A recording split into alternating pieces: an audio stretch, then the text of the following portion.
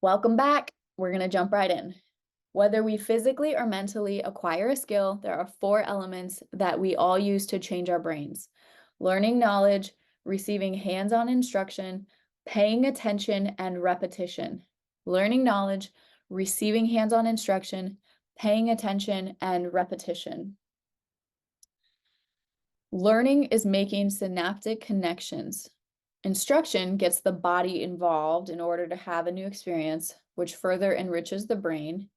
When we also pay attention and then repeat our new skill over and over, our brains will change, okay? The group who physically played the scales, and this is talking about people who just imagined playing the piano versus ones who actually did, and their brains both changed the same. Crazy. So the ones who physically played the piano scales and chords grew new brain circuits because they followed the formula. The participants who mentally rehearsed also followed the same formula, except that they never got their bodies physically involved. In their minds, they were easily able to conceive of themselves playing the piano. Remember, after these subjects repeatedly mentally practiced, their brains showed the same neurological changes as the participants who actually played the piano. New networks of neurons, neural networks, were forged, demonstrating that in effect they had already engaged in practicing piano scales and chords without actually having that physical experience. We could say that their brains existed in the future ahead of the physical event of playing the piano. Because of our enlarged human frontal lobe and our unique ability to make thought more real than anything else, the forebrain can naturally lower the volume from the external environment so that nothing else is being processed but a single-minded thought. This type of internal processing allows us to become so involved in our mental imaging that the brain will modify its wiring without having experienced an actual event. When we can change our minds independent of the environment and then steadfastly embrace an ideal with sustained concentration, the brain will be ahead of the environment. This is mental rehearsal, an important tool in breaking the habit of being ourselves. If we repeatedly think about something to the exclusion of everything else, we encounter a moment when the thought becomes the experience. When this occurs, the neural hardware is rewired to reflect the thought as the experience. This is the moment that our thinking changes our brains and thus our minds.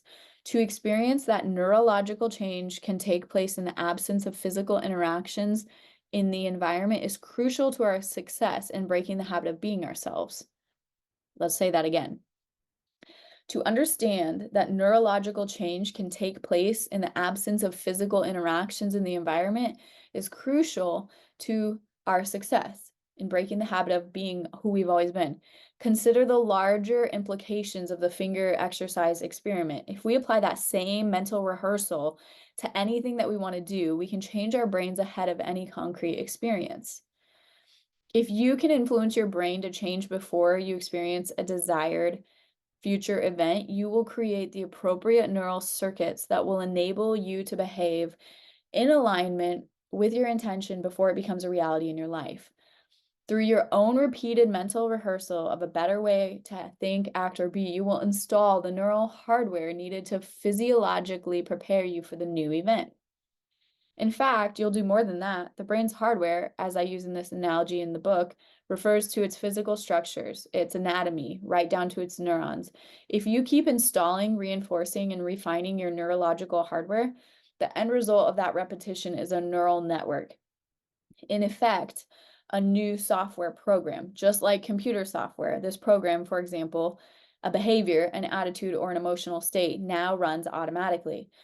Shout out to the Mindset Rejuvenation Collection. That's the whole, this right here is like the underbelly of what and the whole thought process behind creating that.